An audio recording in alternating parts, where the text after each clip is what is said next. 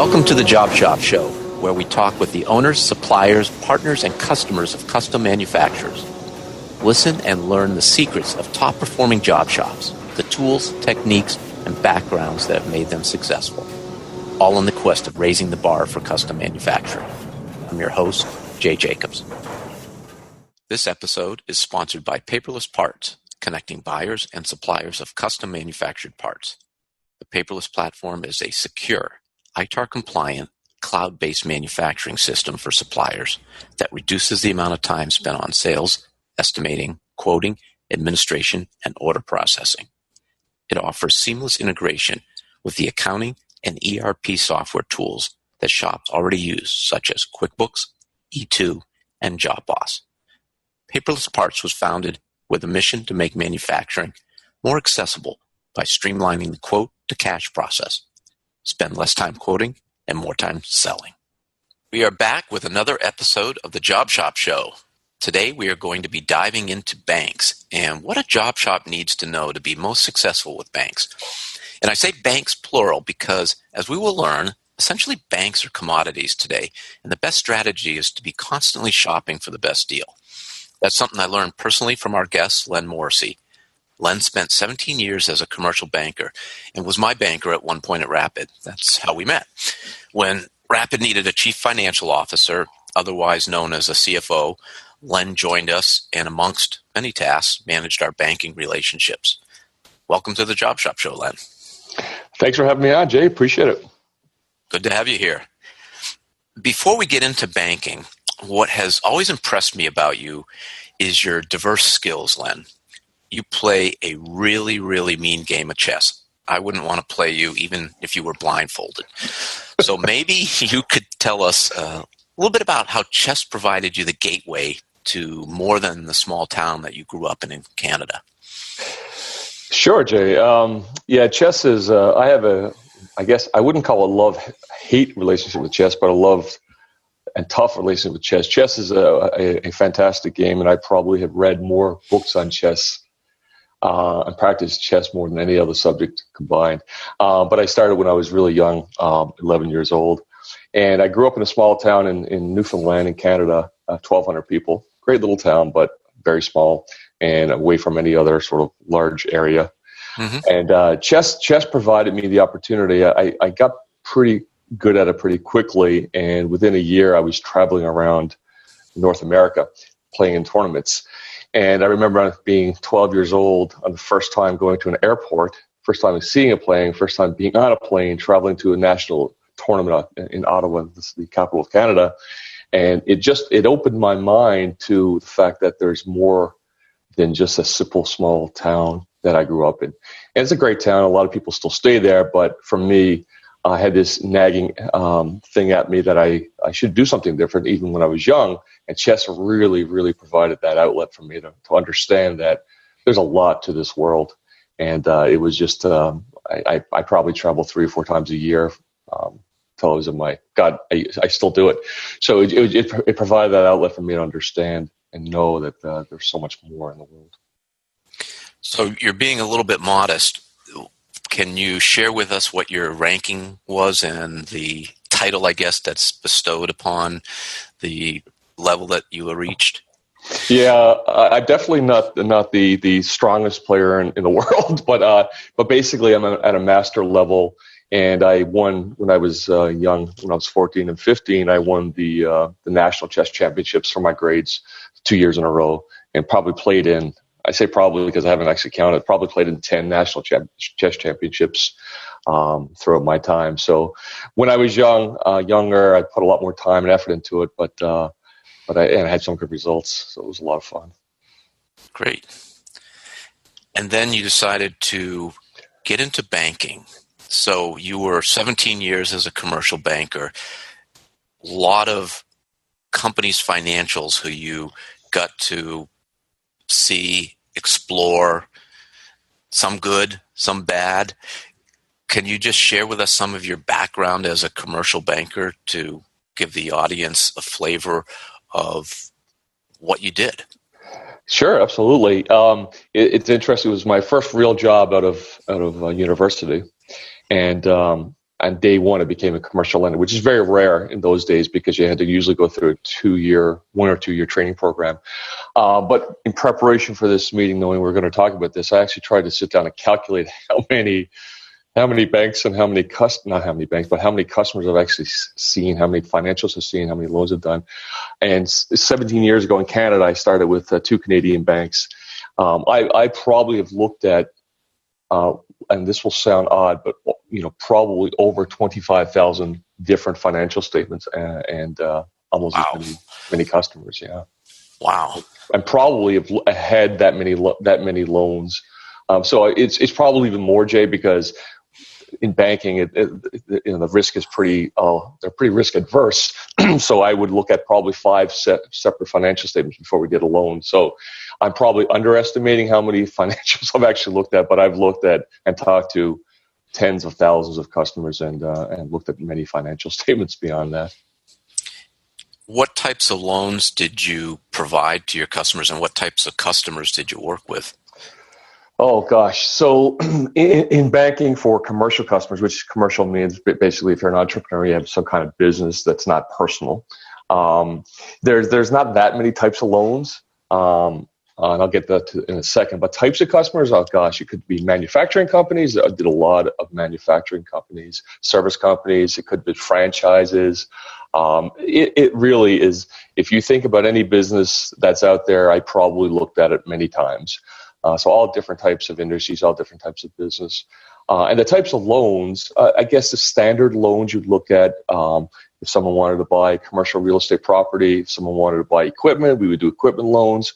If someone wanted working capital loans, which is basically to pay for expenses now for salaries or for inventory or to pay your vendors, that would be a line of credit. And what was an SBA lender for a few banks as well, and that's really just a type of loan. So all the standard types of loans that anyone that's in business would want, I at some point, many times, was part of. As a commercial banker, you were effectively a salesperson for the bank, and you had a quota, I would assume, of loans that you were expected to close every year or have in your portfolio. So I don't think a lot of owners of businesses really understand that concept of the responsibility to the bank that a commercial banker has in terms of building their loan portfolio. So maybe you could touch upon that a little bit. Absolutely. Well, it's interesting, Jay, because as a banker for many, many years, people would say to me, would talk about sales, and they would always say, well, you don't really understand sales because you've never been in sales. Oh, on the contrary, for commercial bankers, really the number one job is selling. And actually, you have 2 customers. You have the customer, whether it's a manufacturing company or a franchise or whatnot. But then you have to sell to the bank. You have to sell the loan. You have to convince them that this customer is a really strong customer with a great balance sheet and profit and loss and is trustworthy. So really, in my opinion, the commercial banker is the ultimate salesperson because they're selling all the time to both sides of the fence. And within that sort of respect, it's so important for bankers, commercial bankers, I'll say bankers, but what I mean is commercial bankers, to actually close deals, to get customers like, when we worked together, I don't know how many years ago, 16, 17 years ago, their prerogative every day they wake up is to for the most part, grow the book, which means get more loans, get more customers, and bring it in. So it sounds like it's a risk-adverse, strategic, is this good or bad? But most of the time, it's really trying to bring in business all the time. And it's really important for a customer to know that because, it's really what commercial bankers wake up to do every day. Right. You have to make loans to be successful in your role. What was the total amount of loans in the portfolio you had as a commercial banker at different times? Oh, gosh. I first started off with probably 100 customers and maybe a $25 million portfolio. That's sort of early career. And then I think my last role was with TD Bank. I was leading a group of probably close to 10 lenders, and we had a portfolio of close to, I think, 400 million. My portfolio was about 100 million. So it really varies. My career has been very small and very large. My lowest, smallest loan I've ever given was $5,000. My largest was 32 million. So it's the whole gamut. So I bring this up because I think it's important for the listener to understand that the commercial bankers, the banks, really, they want to make loans. They need to make loans. That's their business. And if they are, we'll get into it, but if they're saying no, it's not because they don't want to. It's just that you probably don't fit a risk portfolio that they're comfortable with. So we'll get into that down the road. But okay, after you switched and you joined Rapid as the CFO, you were on the other side of the table, and you were amongst a whole bunch of other things. You managed our banking relationships. And what does that mean? Well, first of all, Jay, it was absolutely wonderful at the time to be on the other side of the table with all this knowledge. Of course, being in banking for 17 years, if I weren't in that role, and this was all CFO role was coming out of a different area, non-banking, I think it would have been very. I think I would have been worried about it. I think I would have had a lot of ideas about banking that were not true. But going into that CFO role and understanding what bankers think about every day when they wake up, and how hard it is to go and not get a loan or say no to somebody because nobody wants to say that, it was a wonderful vantage point. And so starting off was great because I knew all the bankers in town. I knew all the bankers in New England, where I know them, most of them. So it was an easy transition for me, and in a sense, because I could call them up and say, hey, let's go for coffee. And one of the things I did a lot, and you did really well, Jay, way back when, was I would go out for coffee with them, or breakfast with them, or lunch with them on a frequent basis, on at least quarterly basis, with the bankers that were our bankers. But I would also do it with other bankers, knowing that at some point down the road, our financing needs may change. We may require different things from our bank. So I probably spent one meeting a week just getting together with old and new bankers. What I mean by old and new bankers are bankers I knew and bankers I didn't know, just so I could have relationships with them in case I needed them down the road. I think that's a really important point, because when I was doing this solo, I was scared of banks. I didn't understand what they wanted. They had the money that I needed, and I didn't want to upset them so they wouldn't want to give me the money. I really didn't understand the dynamics. And that's what we're going to try to get out of the way today, is to have the audience, the listeners, say, oh, banks aren't as scary as I think they are, and they are just another, in a sense, supplier. So like any supplier, if you understand what their motivations are and how they work, you can have a better relationship with them. Absolutely. And Jay, I would add to that, not just a supplier, but I would say partner. And yes, that's a much better way of saying it. Yeah, exactly. Why? Let's get to the basics first. Why do banks exist, and what are the strengths of banks? What are the weaknesses of banks? Big banks, small banks, how do they differ? Maybe we just talk about banks in general for a second. Sure. I won't get into a thesis on why banks exist, but I will say why banks loan money, if that's okay with you. Sure. Yes. So banks basically have a lot of deposits, and whether it's an individual who goes in and puts in their paycheck, or puts in their CD, or puts cash into their checking or savings account, or a business does that, banks have a lot of cash that are just basically sitting in their accounts, in their vault. Theoretically, not so much anymore. So instead of just sitting there and not doing anything, what banks do, a lot of banks anyhow, is that they lend that money out to individuals and commercial customers. And the reason is that they wanted to have the money working for them. So if they have a lot of deposits and they want to load out $1 million for a real estate loan, they get interest income back on that.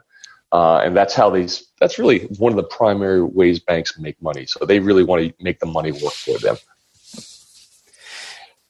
In terms of, you've asked about, big banks, small banks, or just banks in general, what are some of the pros and cons? If I can go a little bit into that, there are tons of banks out there. And this will go back, we'll keep going back to sort of the motivation of the banker.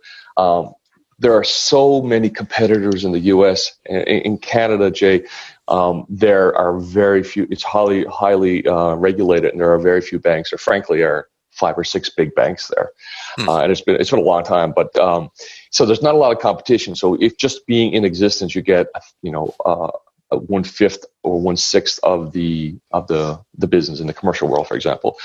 In the U.S. is highly unregulated in the sense of being able to start a bank. So there's so much competition from big banks and small banks to get someone's deposits or get someone's loans. So the commercial lenders are fighting every day, as I fought for you, Jay, to get you as a customer many, many years ago. It's a fight. It's a struggle every day to try and sell the customer company because there's so many people trying to do the same thing. Which gets to sort of the big and small bank. Big banks have a lot of money to be able to provide to commercial customers. They probably have different types of divisions like SBA groups. They probably have franchise lending. They probably have a manufacturing lending group. So they're they have a lot of different services, a lot of different ways to help customers. They have a lot of money, so they could be able to do larger loans if you need it. On the other side, for larger banks, they tend to be a little bit more bureaucratic. They tend to be a little bit more risk adverse, just because that's just how big banks, bureaucracy and risk adverse sort of goes hand in hand. I guess another advantage for big ones, they're everywhere. Or if you're a Bank of America, for example, you're all over the place. So if you do a lot of traveling with your business, you can get access to the branches if you need to. Mm-hmm. The smaller banks tend to be more local, more community focused, wants to help drive the business and the economy locally. They're probably your friend, they're probably your poker partner, but it's definitely a little more hands-on. They don't have as much money, obviously, because their deposit base is probably a lot smaller than. I think when I was with Bank of America, Jay, we had 225,000 employees. So if you compare that to a local 6-branch outlet here that has, in New Hampshire that has, 45 employees, they don't have as much of a spending ability, but smaller banks tend to be a little bit more flexible in thought. They got to be a little bit more aggressive in certain things just to get the business because they're competing against the large organizations.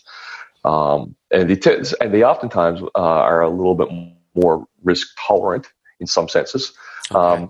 You think about the one industry, for example, not to go off on a tangent here, but the restaurant industry. Sure. Big banks. Oh my gosh, I probably have done 5 restaurant loans in my life. Big banks hate them.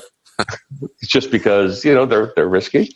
And small banks, if you have a local lender that knows the individual and believes in the concept, they might be able to do a little bit more than larger banks. That's great. The commercial banker then is the face of the bank, and we had a great relationship when you were with Citizens Bank. I had super relationships with other bankers who I worked with over the years and I still stay in contact with. I found that the more honest I was with them, the better they could help me. And that's part of, I think, why I enjoyed working with a lot of these folks is they gave me a lot of guidance on how to work within their bank and things. If I wasn't ready yet in their eyes to get a loan, they showed me the steps that I had to take to get there. So maybe you could also just touch upon, which you already have a little bit, but how how best to work with that commercial banker, and beyond, say, the lunches or the getting together once in a while, things that you might keep in mind in your Yep. relationship? No, it's a really good point, and again, thinking it from the banker's perspective. So, if I could walk you through sort of a day in the life of a commercial banker. Perfect. So That's awesome. yeah, and this is what most of them really do. So you wake up, you go into the office, you sit down, and the first thing you do is you look at any overdrafts, or this is the way it used to be, any overdrafts of commercial accounts. So basically any accounts that didn't have enough money to pay their checks, for example, right? Mm-hmm. So you got a first hour and a half to deal with bad stuff that you don't want to do. So that means you got to call the customer and say, please, put some money in. So you got tough stuff to do the first hour and a half in the day. Then after that, then you got to sit down and look at, what do I have to look at my 100, 200, 300 clients today? What do I have to renew? So what loans do I had to go about making sure they're good for another year? And that's usually a couple hours of work. So you got your morning all done, right? So you've got no new sales, you've got no new customers, you've got nothing done right now, because all you're doing is managing your existing portfolio. Mm-hmm. The afternoon comes, and this can vary, but this is typical in a day in my life when I was a banker. The afternoon comes, and then you start focusing on, I've got a $15 million or a $10 million goal this year to bring in $10 or $15 million of loans. Now, what am I going to do? So now you got to sit down and look at all these new applications, or you got to get on the phone or get in the car and drive to companies to try to get them to provide you the opportunity to get loans. And that's a half a day. And so if you think about all this work that they had to try to do to maintain and to build new business, what happens is that when they have a customer, say it was you, Jay, when they have a customer that is able to provide them with great information that's timely, and I'll get into more specifics, but give you great information on a timely basis and very clear and honest and truthful, then guess what the banker does? I don't have to worry about that customer. And the moment a banker says that customer there, so in your case, Jay, you were sort of the one we said in our meetings, we don't have to worry about Rapid because we have all the information on them and they're all just always timely. So let's put that to the side and let's worry about other loans or other customers. Gotcha. And it's so important because there's only a certain amount of time in a day, and we don't have enough time. So when a customer provides us, for example, when I say information, typically in most relationships, you got to provide quarterly financial statements, accounts receivable report, accounts payable report, and then yearly stuff, right? And so that's really what it is. You, on the other hand, were sort of the ideal customer because you provided me and the bank each month financial statements, the accounts receivable list, the accounts payable list, and not only that, you provide us with a page-long summary of what's going on in the business, what the revenue, what the profitability was, what the growth plans were, and what was the best of all of it, what's going on that's bad. And that was so beautiful because we felt like no matter what happens, Jay's going to be honest and open, and we're going to know well before anything happens. So we don't, oftentimes after the first 6 months, I don't think I read one of those things. And I had to write them, but it was so important that we trusted that you were going to be completely open and honest, and good or bad, we literally put it to the side and say, this is who we don't have to worry about. I'll expand on that a little bit from my perspective for the audience. So I had a mentor, Steve Cherry, who said to me, Jay, you never want to surprise your bank. And the best way not to surprise them is to consistently give them information about your business. And he encouraged me, which took me a little bit to get it going, but it was something we started pretty quickly at Rapid and kept up until we were acquired.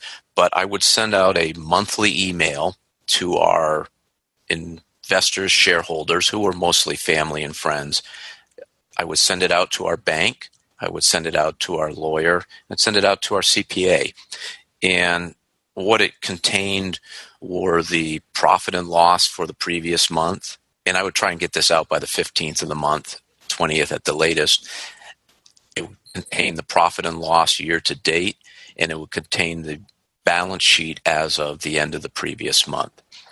And I also wrote a summary of what happened the previous month, and also we defined some metrics that were important that I felt to the running of the business, such as sales the previous month, obviously whether we made money or not. But we also consistently reported the number of new customers. And because we got a lot of business from the internet, we reported how many new customers came from the internet, which was a subset of that. Yep. And then we also reported the total number of customers, because I knew that if our customer base was shrinking month over month, then that was not a good sign.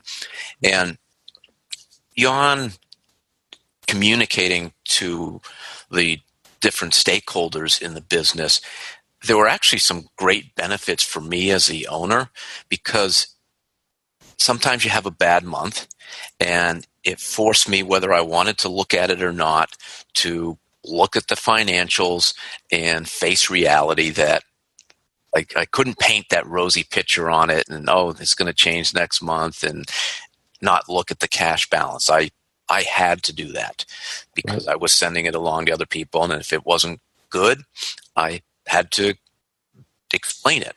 And it had to be a reasonable explanation, not a story I was telling myself.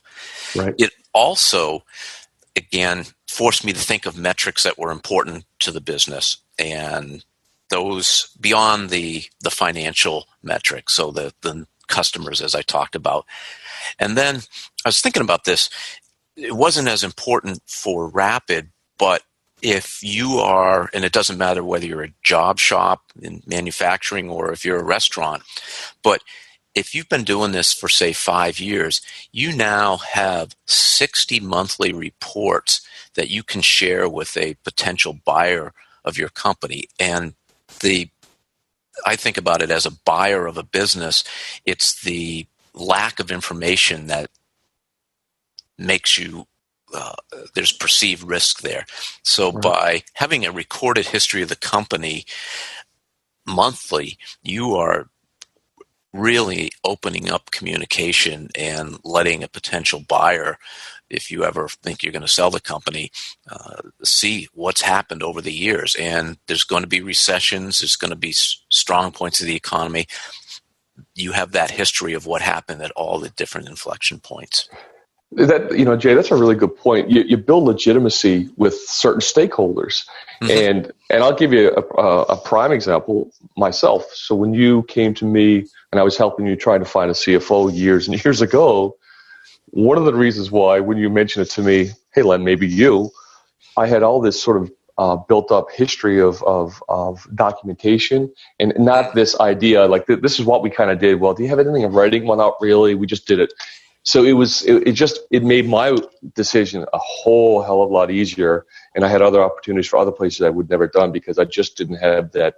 You didn't build up that legitimacy and that sort of history of documentation that supported, your actions, and that's a really, really good point. It took me an hour or two a month, and that was very important, as I said, for me personally, and even probably more important for me to understand my business. And of course, there was so many downstream benefits, which, as you just mentioned. And Jay, real quickly, it really feels like a no-brainer to do it, and it feels like the right thing to do on so many different levels. But from the commercial banker's perspective, it's rare. Yeah. And shouldn't be. It absolutely I remember you telling me that we were a very small business, several million in sales at the time, but you said the president of the bank, the whole bank in New Hampshire knew who we were. And that's rare. And more importantly, he knew us in a good way. He knew you in a good way, exactly. If only 10% of customers did this, they would be the ones that the banks would look at so favorably. And even when times were tough, they would be like, but they got control of the business. I'm not worried about it. And it's such a relatively easy thing to do in a sense. I mean, there's some psychological hurdles to get over. There's some things to do, but it is, I wish, really, Jay, it is less than 1% of the folks that do it. Yeah. It's crazy. You had mentioned previously that manufacturing companies were a large part of the types of businesses you did work with.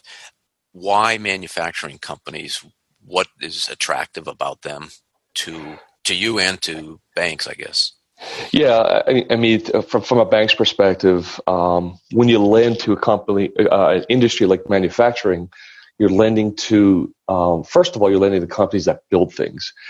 With technology, AI, everything now seems to be related to stuff that is intangible, right? It's a thought, it's an idea, it's an app, it's a piece of software. Mm-hmm. But manufacturers are different because they're building things. They actually have tangible things you could touch. And importantly for banks, you have tangible things you can hold as assets. So notwithstanding the fact that manufacturers generally, for lack of a better word, live a lot longer than some of the service companies because they actually have stuff they actually physically build. Sure.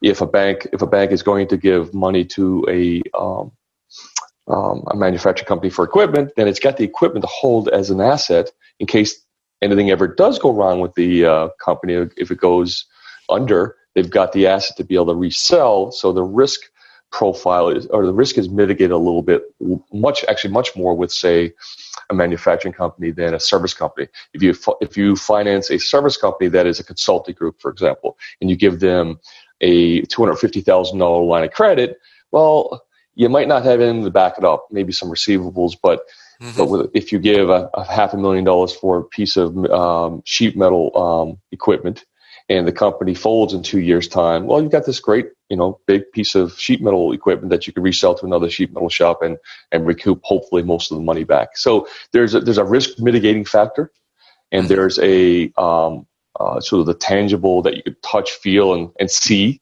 and people understand it a lot more easily than, say, if you're going to finance an AI company that has got an idea about how to make security better. Well, what does that really mean to a banker that's sort of more traditional? And it's good to know that it's important to know that banks typically are traditional lenders. They like to lend what they understand. So if bankers understand what you're doing, they will tend to lend a lot more than if they don't understand what you're doing. And frankly, I invest personally the same way. If I don't understand something, I'm going to put money into it because what am I investing to? Something I don't understand. It doesn't work for me, and banks are typically like that as well. That makes sense. You want to, yes, the bits and bytes of software. What are you? But it's becoming more and more so. Yeah, and there are banks there are banks and lending institutions that focus on that now because and that's great because they have the expertise in-house to be able to understand what that means. But traditional banks typically don't, but they are definitely increasing in that. That's a really good point. They're increasing in that sort of knowledge base that they're able to do more of it. When you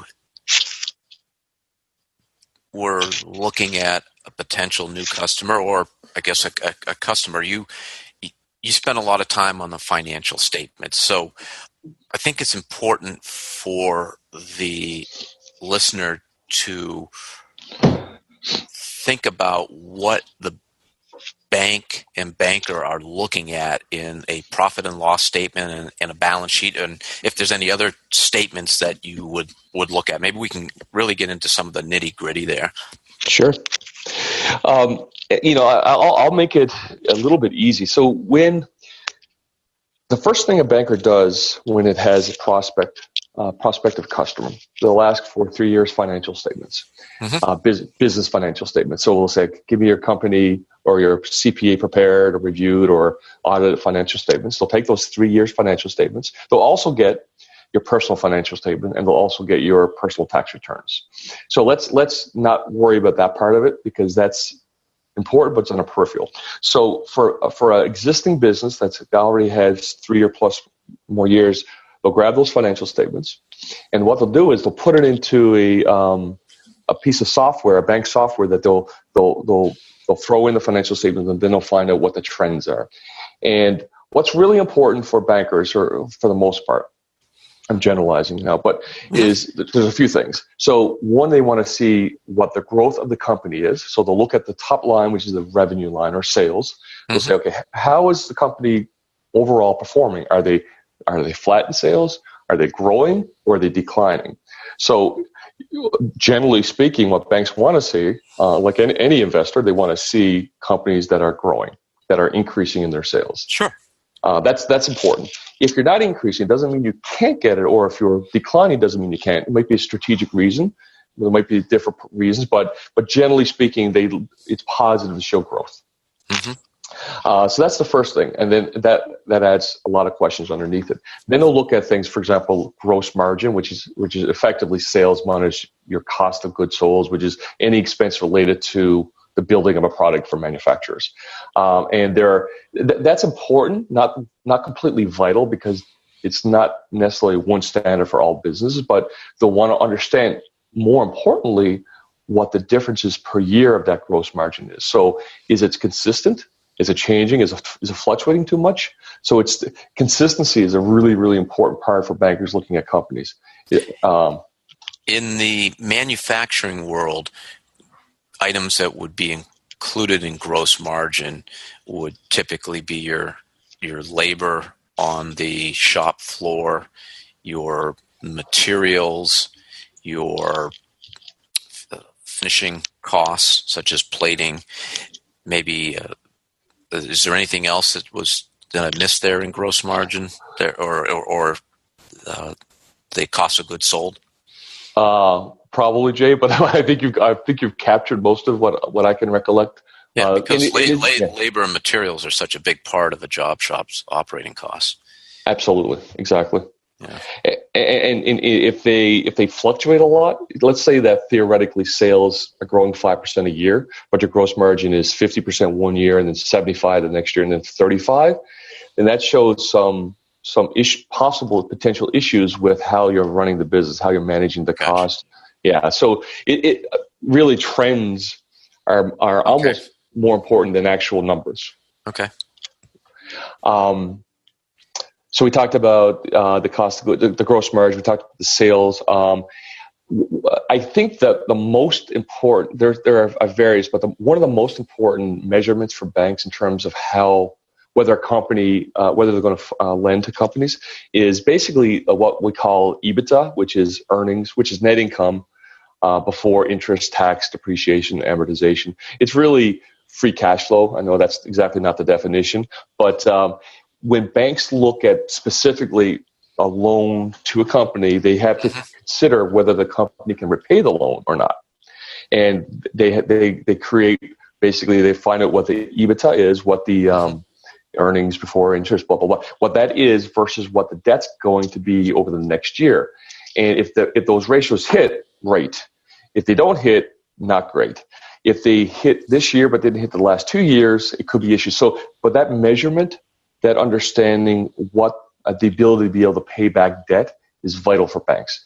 If that ratio is not good, then it's going to be very tough to lend. And it's important for manufacturers to know, Jay, because before you go into sort of a lending world, it's easy to do this calculations. It's easy to understand what banks are going to look for. So you can prepare yourself a little better maybe than if you didn't know this, you didn't have this knowledge. And from what I've seen, you could actually be showing a profit in your business, but have a negative cash flow or not a lot of cash flow, which you as a business owner, you say, great, I'm making money. Look at my net income. Look at my profit and loss statement. But the bank is saying that's fine, but you don't have enough cash to repay the loan. You know, Jay, it reminds me so much of my first year with Bank of Nova Scotia back in 1996, I think it was, in Ottawa. And when I got the job, I sat in with the branch manager at the time who did commercial loans, and he asked me the question, and he asked another person the question. The other person about net income, whether if they have a positive net income, is that good or bad? And the other person said, absolutely great. and he basically fired the other financial director. And we were like, oh my gosh, why? And the reason, he said, because net income means nothing in a sense of cash flow, because like you said, net income is a purely is something that's on paper and not necessarily in your bank account. So if you have say you have $1 million business and your net income, your bottom line, your net income is $100,000. Well, that's great, but is that in your account? Well, not necessarily, because maybe it went and you need to go buy a piece of equipment for $100,000. Well, that's not factored into the net income, but that factors into cash flow. Or maybe you have a lot of debt that's not factored, all of it's not factored in profit and loss statement, and that's killing your cash flow or your net income. So yeah, net income is sort of one of those misnomers that that can really put you in the wrong direction. And it's definitely, like you said, it's definitely not something that you want to focus too much on, because it's not really cash in hand. When you buy a piece of equipment, and tax law is always changing, so we'll say this with a caveat towards that, but this gets into the balance sheet, because typically the piece of equipment is not something you can expense and needs to go on your balance sheet as an asset and may be depreciated. Right. So if you could tie some of what you just said to a balance sheet and things that you were looking at on the balance sheet that were important to you. Absolutely, and that's the second half of it. So profit loss is really important, but balance sheet is a spot in time. And what there's a few main things in balance sheets. One is the primary one you looked at was the net worth of a company. So effectively, what are your assets minus your liabilities? So if you're thinking about it for individuals, your house, your cars, your cash in account versus your mortgage, your car loans, and all that kind of stuff. In a business, it's the same thing.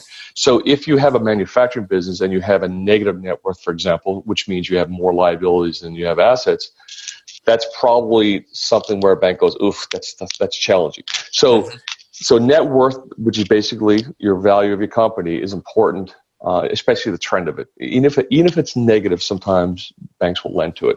There are other things, though, that are almost as important, if not more important. And one is working capital. And Jay, what that is, as you full well know, that is basically your current assets minus your current liabilities. And why that's so important is that is your ability to repay or to pay current stuff within a year. So could you define what current assets are? Yeah, so current assets are things like, for example, cash on hand. They would be accounts receivable. So basically, when you do work for somebody, they owe you money, and it's usually within 90 days. So, and it's also inventory. If you have inventory on hand, usually, depending on the business, it might you might sell it today, you might sell it in a month's time or 6 months' time. And that is, so current assets are things that you can convert to cash typically within 12 months minimum. Maximum, sorry. Current liabilities are those outlays of cash that you have to do within a 12-month period. And why that's so important is because the two main reasons why companies fail in general, the first one is management. So, you got to have the right people managing and owning. But the second one is insolvency, is the lack of ability to be able to convert cash quickly to pay off existing expenses and debt. So if you have a negative or very thin working capital position, so very, very thin current assets versus current liabilities, your ability to be able to operate in a year is very tight. It's very, very difficult. Anything goes wrong, you might not be able to pay your debt back or your expenses or your vendors or whatnot. So when banks look at our customers, they like to see, for example, 2 to 1. So you have $2 of cash in this year that's available for $1 of, outlay of cash. So if that's a vital one, because that more than anything will help define whether you're going to succeed in the next year or not. Pretty simple. They want you to have more cash on hand than you're going to have to spend on your debt obligations. Exactly. And it sounds like, well, of course they do, but more importantly, the business wants that because it's, right. Yeah, exactly. Yeah. How about some red flags either on the profit and loss statement or the balance sheet that would have you just throw up your arms? I'm sure there's some common ones out there. Yeah, there's lots. We bankers love ratios, so we tend to have a couple of ratios that we calculate really quickly. One is debt to equity.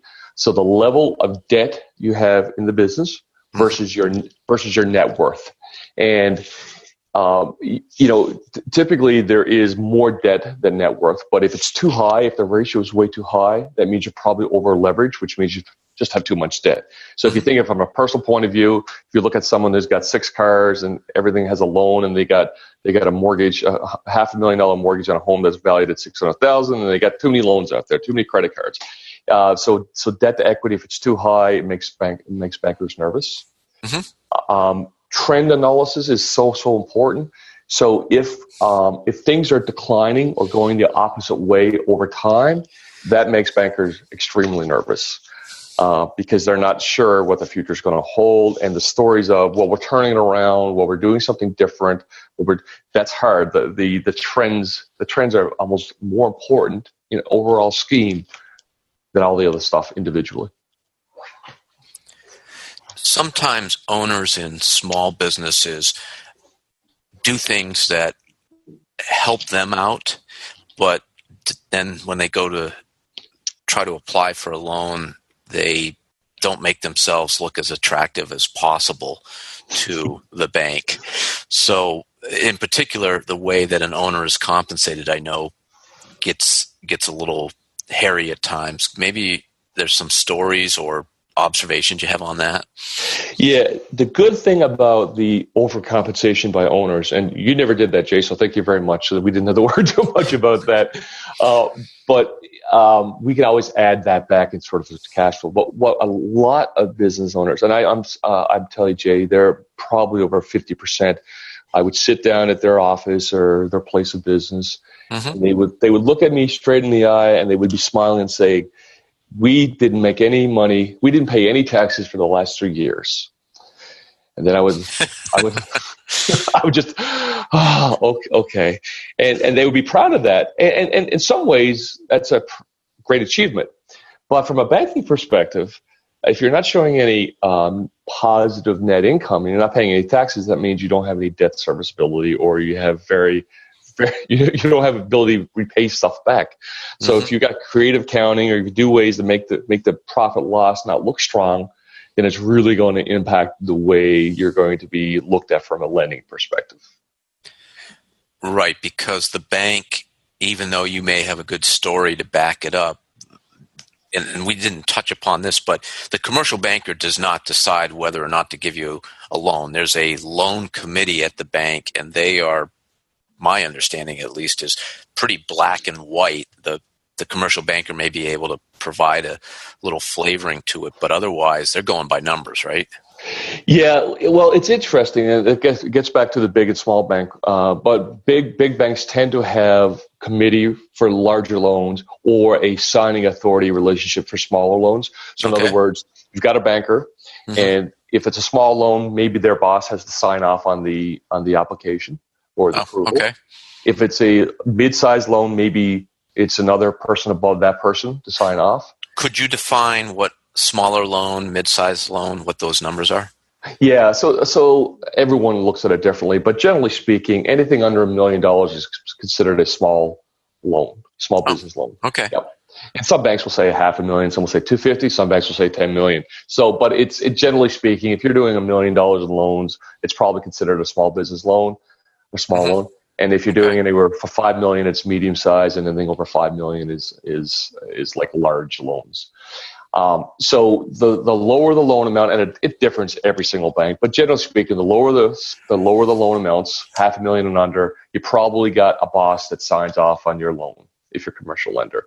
Okay. If it's $5 million and under, again, depending, this varies with all banks, but it is probably one or two signing people above your boss. And if it's a larger loan, Or if it's a small bank that just doesn't have a lot of cash, or they got to be really, really protective, they might have a committee of people that literally once a week or twice a week or once every 2 weeks, there's a committee of lenders, chief lending officer, chief risk officer, maybe the president. They all sit in a room, and the lender sits there and says, here's 5 copies of the application, of the approval. They all read it, and they all make comments. And then they all raise their hand whether they want to do it or not. So that's called a committee-based approval. And yeah, so that's sort of some of the ways to look at it. And the larger and the more people you get involved in the decision making for a loan, the more they're going to go by the numbers. It's just sort of the natural way of doing it. Sure. Does the type of loan, or some types of loans, easier to get than other types? And maybe we could just talk about types of loans in general, the line of credit or working capital, an equipment loan, a building loan. Yep. How do those different types play into that? So your 3 primary types of loans are your line of credit, which is you get a line of credit for working capital needs. So typically it's for just the offset, the difference in timing. So you pay your vendors, but you get paid a little bit longer, and you need a line of credit to help give you cash until you get paid. And then you have and they're very, very common. They're probably considered the riskiest loan. Now, some lenders would say differently, but generally speaking, they're a little bit riskier because there's no true hard asset that is backing the loan, because you have receivables, which is basically someone's promise to pay you back. Right. But they're probably the most common, but they're usually the lowest amounts too. So you're not getting, unless you're a large company, you're not getting a massive line of credit. And then you have equipment loans. So if you're a manufacturer, you want to go buy a sheet metal machine, or you want to go buy a machining center. Then bank loves to do that because they'll finance 50 to 80% of it, for example, and they'll have a hard piece of collateral that if anything goes wrong, they can take and resell. So that's if everything else is equal, that's a no-brainer. Banks love to do that. Okay. And the next one is real estate. Real estate is actually very, very common, and while not everybody does it, banks love it because it's real estate, and especially in New England where there's not a lot of space left, especially Massachusetts. So if you have a building, chances are if the loan goes bad and a bank needs to recoup it, they can resell it and make most of the money back. So the banks love doing those if the numbers work. So those are the 3 primary ones. And again, riskier line of credit and less risky are the stuff that they have a tangible sort of value to it that they can use. How can a business person get into trouble with their line of credit and using it in ways that maybe they shouldn't? Oh, it's what bankers hate is when, for example, when they don't have it approved and lenders use or customers use their line of credit. This is where most of the problems come, when they use the line of credit for things other than working capital. So many times I've lent, for example, $500,000 to a customer, and I do the renewal a year later, and there's a $300,000 piece of the line of credit gone because they used it to buy equipment. And I sit there and go, this was for working capital, not something that's going to stick around for 10 years. And they're like, oh, yeah, but we just wanted to buy it. So, it's important to understand the purpose of the loan because bankers expect you to use it for that. So if you're not going to do that, just talk to the banker and try to have some things change within that relationship so they understand what you're going to use it for. But it's very important to understand that there are reasons and purposes of a certain loan facility and try to adhere to that. Otherwise, you tend to surprise the banker, which is not what you want to do. I was always told or taught that you should pay down your line of credit to 0 once a year, or that your bank will not be happy with you. Is that still true, or how do you think banks are looking at that? Well, it's twofold, right? So from a banker, it depends on the customer, depends on the relationship. Oftentimes, if you're newer, what the banks will say is that we want you to pay this down to a zero every year, and that represents your ability to be able to do so. So if you're starting off in a new banking relationship and you're starting off in a newer type company, they might require that because it's sort of like you have the ability to do it. But if you're more, I guess if you've had a longer relationship, there's more trust built up, and your financials are really good. A lot of times they'll just remove that caveat, that covenant, and say you don't have to worry about that because we want your interest income, so please keep using it. So it really depends on what stage you are in your business and how your financials look.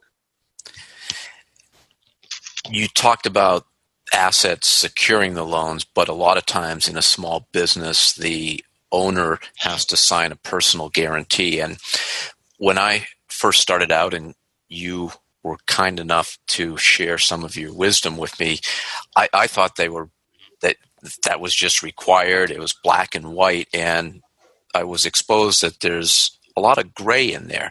So I guess, first of all, are they required?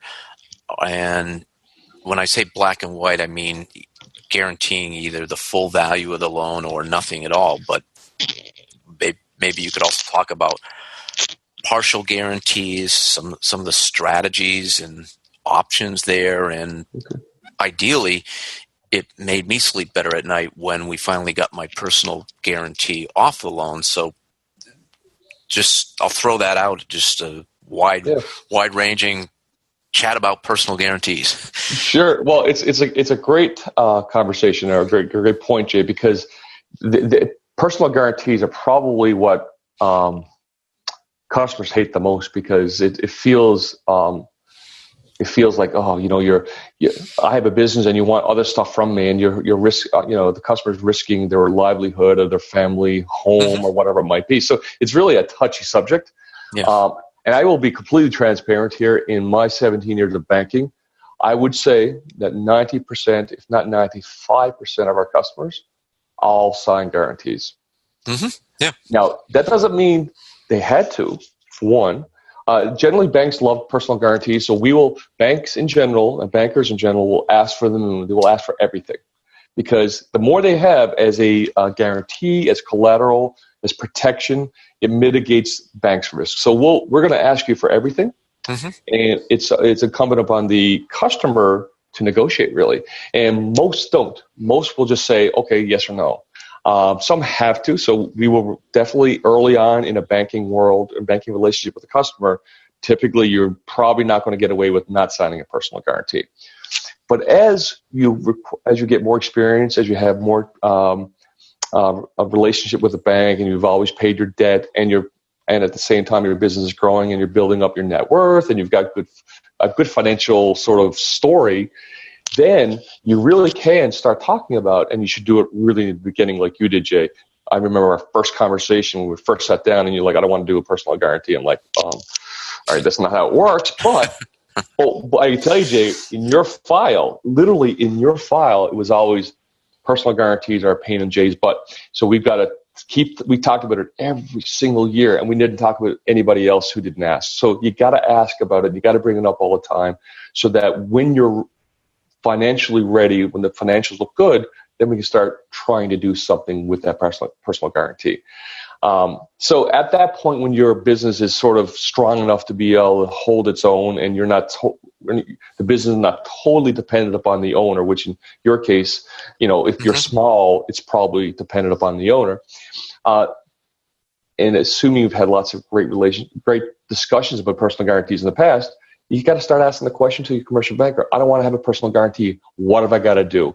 Or what strategy? Or what can we do tomorrow? So, for example, with you and I think what we did, our first thing was to get the banks ready. What we did was, if you can remember, we asked the bank to put covenants in place that if you met those covenants, that they would reduce the guarantee by, I think, 50%. So we started doing that, and that we had a relationship with 3 different banks at the time. So one bank was requiring full guarantees, the other was full guarantees, but the other bank was basically saying, yeah, we can help you with that. If you hit this covenant, we'll reduce your guarantee by 50%. And it was not something that's in their manuals. It was purely a negotiation tactic to say, if you want to continue to have our business, then you're going to have to help us and be flexible enough with us to be able to do that. And so that was one strategy in that. Do you recall? Mm-hmm. Yeah, I remember that. I also remember discussions that as an alternative to percentage, it might be capped at a dollar amount. So, I forgot that one. Good one. That's exactly right. Yeah, and I can't remember what the dollar amount was, but basically say, your loans are $5 million. I'm just making numbers up right now. Mm-hmm. I can't recall exactly. Your loans are $5 million, and we'll cap it at $1.5 million. Sure. You mentioned the word covenants. Could you just quickly define that for the listener? Yeah, covenant is a bank term that basically says this is something we're going to put into your document, to your loan document, that you have to meet as the customer. So the customer, for example, if there's a covenant of a debt to equity, so your level of debt over your equity is maximum 4-to-1. The covenant measures that at the end of a renewal term, at the end of a year, the bank will look at the financials and say, okay, this manufacturing company has a debt to equity of 4-to-1, and they're coming in 3-to-1. Great. The Watchco was approved, or it was okay, so we're good. If it was worse than the covenants, in other words, it was bad, it was 5-to-1, then all of a sudden you broke a covenant, and now the actual lending relationship is a little bit at risk because what you promised you were going to do, which is no promise because you still have to try to do it, but it's not guaranteed, I should say. Now the banks have the ability to be able to say to you, now we need to renegotiate, or we possibly might kick you out because you didn't hit your covenant. You didn't hit your ratio. You didn't hit your whatever the percentage, and it doesn't necessarily need to be a ratio of financial ratios. It could be simply you need to do something like pay your line of credit off in full or in half. So it could be a variety. But basically it's a promise by customer to do something that the bank wants done, and it's written in there and signed off by all parties. It's the end of a term. I think it's important to note that, again, covenants are a great negotiation point for the business owner because the bank will use as our corporate attorney called it, the grab all approach. Right. And sure, why not if you're the bank? And then that way they can look at a variety of covenants, and if they, for whatever reason, think you're at risk, they can point out something that you failed to meet. But we were really successful in our last loan. I think we only had 2 covenants in the entire loan, and those were the metrics whether or not we were being successful in the bank's eyes. So the fact that you can negotiate covenants, and less covenants is better than more covenants. Is that a good way of putting it? It absolutely is. And Jay, you're so correct in what you're saying, because what covenants do sometimes to customers is they manage the business, and you don't want bankers to manage your business. So for example, let's talk about the debt to equity covenant. So if a bank comes in and says, Jay, we want a 2.5-to-1 debt over equity ratio by the end of the year, and you know that you're going to go out and buy a truckload of equipment because you're going to hire another 10 salespeople, and you're really going to drive revenue, and your debt to equity at the end of the year is going to be 4-to-1. You know it. So if you sign off on that, you're basically saying, putting your banking relationship at risk for the end of the year, knowing that you're going to reinvest. So we did this a couple times, Jay. We actually had debt covenants. I think one of the last loans we did, we had them over a 2-year or 3-year period, that they were really high in the beginning, and then after a year they lowered, and after the year they lowered, because we knew what we were going to do as a strategy. So you don't take those covenants blindly, because they could actually change the direction and strategy of your business, and you don't want to do that. So look at them really carefully. And you made a great point, too, is that they don't have to be fixed through the term of the loan. They can, just like a personal guarantee, adjust over time. Absolutely. And bankers will want to do the easiest thing for them, and that is, let's get a typical document, let's get them to sign everything, and we'll just renew it at the end of the year. That's an easy thing for us to do, because we're like, we don't want to have to figure out, and we don't have to try to convince the committee or my boss why we had to alter this. But if the commercial customer comes and says, that's not going to work, and here's why, and here's what we need to do, they will absolutely listen, and they will want to get the loan done if it's a good enough customer, good enough financials, they'll be flexible enough to fight for you on your behalf. But it's incumbent upon the commercial customer to really understand that and do it. Otherwise, it's going to be it's going to be the path of least resistance for the banks. They're just going to do whatever they're going to do, get the most to grab all as much as possible. So we've just talked about some negotiating strategies with banks, and one thing that I think is really critical before we wrap up here is for the business owner, for the shop owner, to understand that, say you have a 3-year loan, it actually, your best point of negotiation is when you are getting the loan, not in the middle of the loan. And not that our banks were doing a bad job for us, but there is a lot less flexibility in the middle of loans than there is at when you get a new loan. So we actually moved from bank to bank probably more frequently than most businesses, but we had strategic objectives in changing the business relationship, the banking relationship every time we did that. I think it's what the point I'm trying to get across to the business owners here is that you are not married to your bank. And there are a lot of banks out there. They're hungry for your business. If your bank has no flexibility, it just keeps saying no, you have a decision. You can stick with your bank and just sort of suck it up, or you can say, I don't think I'm getting the best terms, and they are not actually being a partner with me, because in a partnership there's give and take. So it's incumbent upon you, the owner, to explore what other banking relationships should look like. Maybe you could comment on that. That is absolutely so important. And, it's so interesting being on the other side. So as a banker, what I would always tell my customers is that, please don't leave. You're never going to find another me.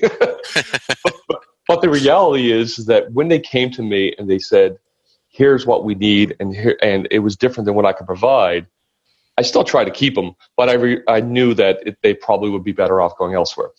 Now, on the other side of it, when I was with you, Jay, and Rapid, we changed a lot, and even though those individuals and different banks were close friends, and there was a president of one bank who was my original boss when I came here, and he was wonderful, and we had to leave him for a lot of money on the table, and he provided us a fantastic proposal. But it wasn't good enough, though. It wasn't good enough for what you wanted, for what I wanted, for what the business needed. It wasn't flexible enough. So, I always have alternatives, always talk to other people, and get other options. And when you do it, like you said, Jay, when you do it early on, when your loans are up for renewal and your financials are really good, maximize the opportunity and go to the ones that you can work with, but also that can adhere to what you're really trying to achieve. What I would say, though, is some banks, if you change banks just for that one little piece that you're not getting somewhere else, but you don't really trust what they're going to do in the following year, I would avoid that. Absolutely, yeah. Yeah, we changed them a lot, but we knew who was behind them. We knew the people well, and we were able to make sure that we weren't putting ourselves in a bad situation. I remember one banking relationship that Rapid changed because I felt handcuffed was that we had a building loan that was tied to our line of credit and equipment loan, essentially that we couldn't do one without the other. And I think it's important to think as a owner that if you do own a building, you, number one, don't want to have the loans from the building tied to any other loans, and also that it may be two different banking relationships, because some bank may feel more comfortable with the real estate aspect and another bank may feel more comfortable with the equipment asset. Right. Absolutely. And you couldn't get what you wanted, what you felt what that was right. So, you developed more relationships. And it's interesting because at one point, as you remember, Jay, we had 3 different banking relationships, which banks, by the way, don't like because they got to share the risk and they have a lot more work to do. Mm-hmm. But I was really proud of it as a customer because we got 3 different banks to agree to do it, and it was a little bit more work for us, but it showed that we were doing the right things, and we had a lot of trust in a lot of people, and we had really good bargaining chips down the road. It was a better business decision for us. Exactly. Is there anything else we should know about banks or banking relationships that we didn't cover yet? No, I think we covered a lot, Jay. I would reiterate that your bankers, our partners, or our friends, are people to talk to get referrals from, to really to be close to. The people that are not close to the banks are more subject to be at risk down the line. So I would say use your bankers as a partner as much as possible. Yeah, reach out to them and see them at networking events. They often are at Chamber of Commerce meetings, at charity events. If you like to golf, bankers, I always seem to see that they like to golf. So they do. Yeah, humanize the banker and yourself, and they'll fight because they're humans. Nobody wants a loan to go bad, or nobody wants to lose a customer. You want your banker working hard for you, and the only way they truly do that if they know you as a person and like you, and they'll go to bat for you. And it's not manipulation, it's friendship, and it's partnering, and because you'll do the same for them. Mm-hmm. This seems like a good place to wrap up, Len. We've covered a lot of ground, and I think our audience, even beyond job shop owners, will gain a lot of valuable insights on how to be a better customer for banks. Anything else you want to add? No, thanks for having me, Jay. It's been fun talking about my old career, and it's I still use it every day, but I appreciate the time and having me on. Absolutely. I think this is so important for a business owner. You also, though, in your new career, do consulting for companies who are looking for help in navigating their banking relationships. Where could someone find you or reach you? Yep, a couple ways. You can find me on LinkedIn under my name, Len Morrissey, and as well my email address. I could give it to you, Jay. Sure. Yep, it's Len Len Morrissey MORRISSEY at Comcast.net. Great. Well, thank you everyone for listening to this episode of the Job Shop Show. Hopefully you found some nuggets that will enable you to more cost effectively buy some equipment, get a line of credit, buy that piece of real estate that you're hoping to buy. Until next time, keep those spindles turning and those presses cranking. Thanks, everyone.